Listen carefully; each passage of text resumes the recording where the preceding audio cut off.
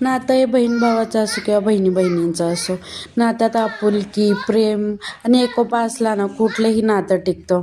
आता या दोघींचं बघा ना, जरी लहान असल्या काही अजून कळत नसलं ना तरी दोघी एकमेकींना अजिबात पटवून घेत नाहीत. नुसतं भांडायचं, एकमेकींच्या वस्तू वडायच्या, एकमेकींना अजिबात खपवून घ्यायच्या नाहीत, असं या दोघींचं चालू असतं. पण जर सिया रडली ना लगेच लाडूला तिची माया येते. लाडू ना लगेच तिला मायेनं गाणं म्हणायचं, खुळखुळा आणून देणार, तिच्यासमोर नाचून दाखवणे, टाळ्या वाजवणे एवढं सगळं करती. म्हणजे तिला जेवढं जमल ना तिला शांत बसवणं तेवढं ती करते बरं का.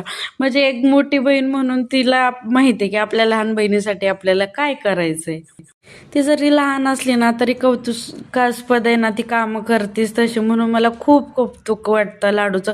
थोडीशी आगाव आहे, थोडी खोडकर पण आहे, पण या वयात तिनं मस्ती दंगा नाही केला तर कुठल्या वयात करणार आहे. आणि माझे 33 फॉलोअर्स झाले 2 महिन्यात, 0 पासून 33 पर्यंत पोहोचवले. त्या आनंदात माझ्या भावानं, म्हणजे मोठा भाव आहे तो माझा, ते माझ्यासाठी चिवडा पाठवला. आपल्या आनंदात सामील नाही होणार तर कोण होणार आहे.